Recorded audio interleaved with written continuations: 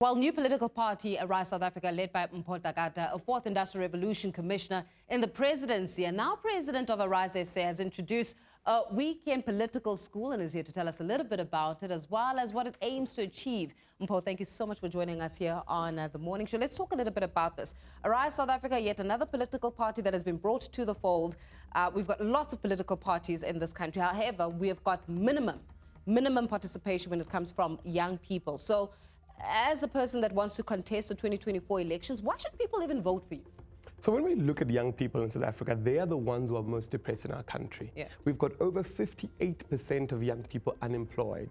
Our crime rate is rampant. No businesses investing in South Africa. Load shedding, a problem that the government knew since 1998, is still a problem till date. So young people are very frustrated and they feel like they have no voice. Because when they look into parliament, it's 60-year-olds, it's 70-year-olds. The Minister of Youth is 74 years old. Yeah. So young people are very frustrated and not feeling like they're being represented. So we saw it to ourselves to say, let us arise. Let us actually stop this depression, stop being on Twitter and complaining as young people. Let's actually come up to the table because we went to school.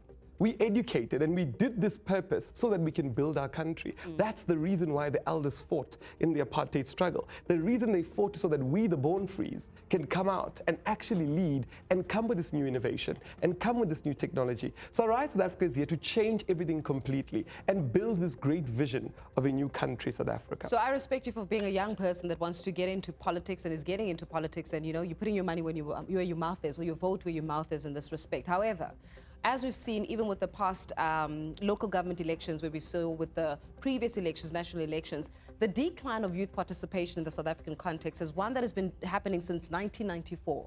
Right? Youth participation was at about or people participation was about 80% in 1994. It has slowly declined. I think it hit the 46% mark in the local government elections. That means that young people are not buying the message. You may be sitting here, you may be young, you may be saying, we are the option, we are the good choice. But the truth of the matter is, young people are not waking up in the morning, standing in the queue, putting the X where it matters, and actually changing the political discourse of the country. So there is something that you're doing wrong. What do you think it is? So that's a very interesting thing that you say. What we're finding is that mostly the parents are saying to us, we want to support this because we see our young children at home depressed, no employment. We want to support this. So we've got a lot of adults that are saying, young people, this is new, this is energetic, it's different, we want to support it. But the big issue that we've got here, the reason why young people are despondent is our government is completely unacceptable when it comes to young people. We had Elon Musk recently want to give every South African internet through Starlink. This is a South African-born person who wants to build internet from the sky, the satellites on the moon, or rather in the stratosphere, and wants to make sure that every South African has got internet access. Our government is the one that's blocking him. And do you know how they're blocking him? Because they want a piece of the pie.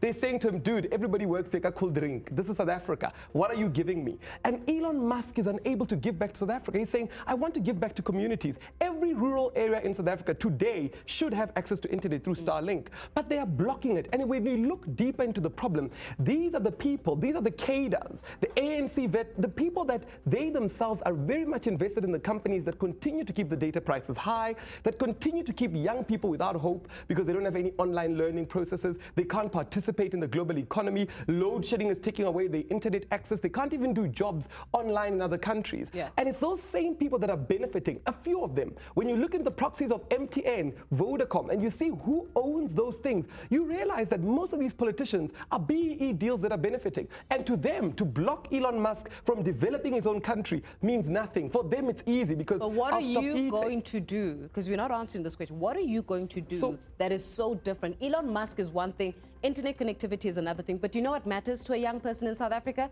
I don't have a job. Interesting. So what we're going to do and what we've started is we've started off with a political school to teach every single young person about the power of their vote and how they themselves can begin to love their country, participate in their country, hold their country available and hold it accountable as well. But we've got lots of policies that we're working on. One of them being manufacturing. We truly believe that many manufacturing industries can be born out of Africa. One of them being new industries. We're looking at the fourth industrial revolution, blockchain technology, artificial intelligence. All these things are shaping the world globally and at a very cheap price, by the way, much cheaper than the systems we actually got at the moment. And we want to implement these things. Now, back to the Starlink matter. Government wants to open Wi-Fi hotspots all around the country. That's an expensive process. Starlink is in the air and it beams through and everybody's connected fast speed at a cheap price. Why is the government not engaging Elon Musk, a South African, on making sure that young people have internet in the schools, in the universities? They can able to have internet outside of load shedding. What we see a very corrupt government. South Africa loses 300 billion per year to corruption only. 300 billion every single year goes to corruption. We've got South Africans that want to develop and do great things in this country. They are stopped because politicians want to You're telling me what the ANC is doing wrong. I think every South African who has felt despondent, especially since, let's say, about 2009 or so, about the country and the direction of the country, will agree with you. They'll say, yes, we know this, but we've known this for a couple of years now.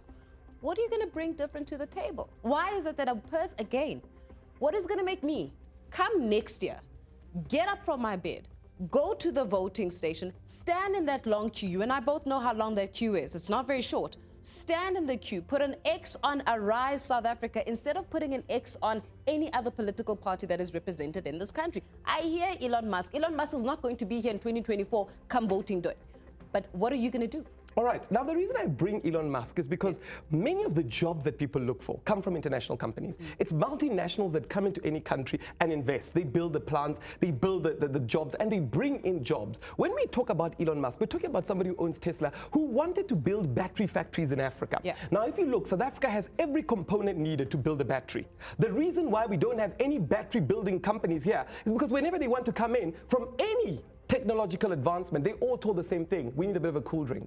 So if we fix this issue, we fixed unemployment for young people, because companies can then flock in and know that we're working in a trust system where the government is actually reputable. But talking about the young people that don't want to vote, one of the things at Arise South Africa that we're doing is we're petitioning the IEC to say young people want to vote online.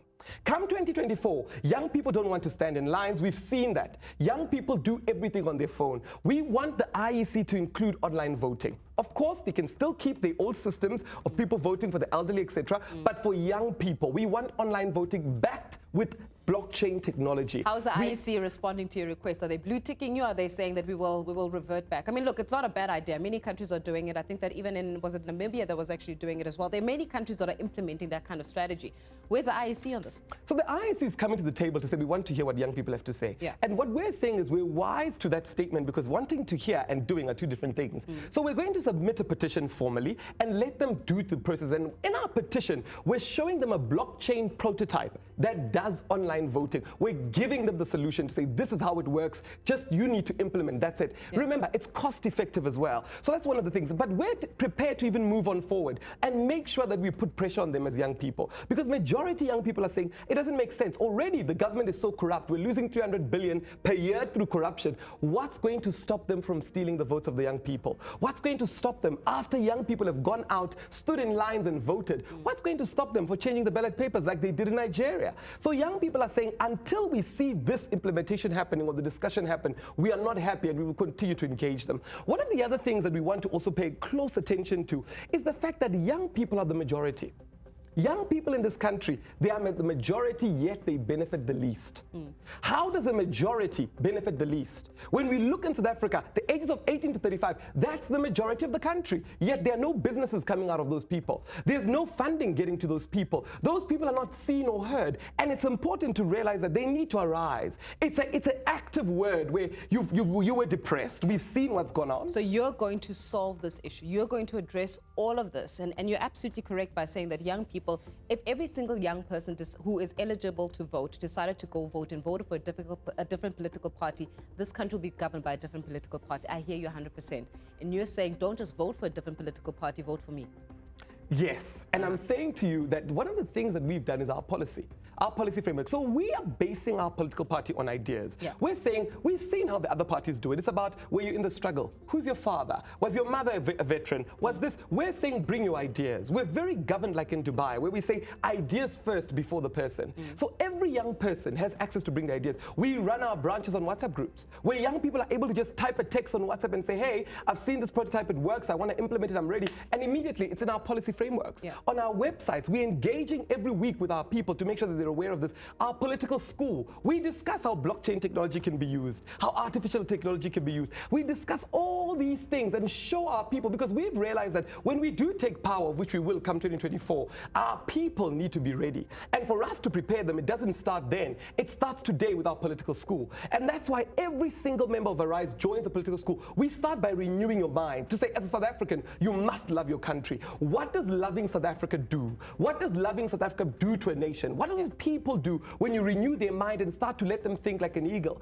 And throughout this whole process... Look, I certainly do say to you that it is something that is very refreshing to see a young person that has entered into the political fold. How that will translate come 2024 yet remains to be determined. But keep the push on, because at the end of the day, and I will agree with you on this thing, if young people all decided to get up in the morning and decided to vote, this country would have a different political governance. But unfortunately, they don't even know the power that is in their own X. So 2024, I know it's not the last time we'll be having this conversation, so we'll have this conversation very soon. We'll leave it here for now. Of course, Mpho Dagada, they're the leader of political party Arise SA, giving us more on what exactly the political school aims to do. But not only that, also, why is it that you as a young person, particularly in this country, should vote for them?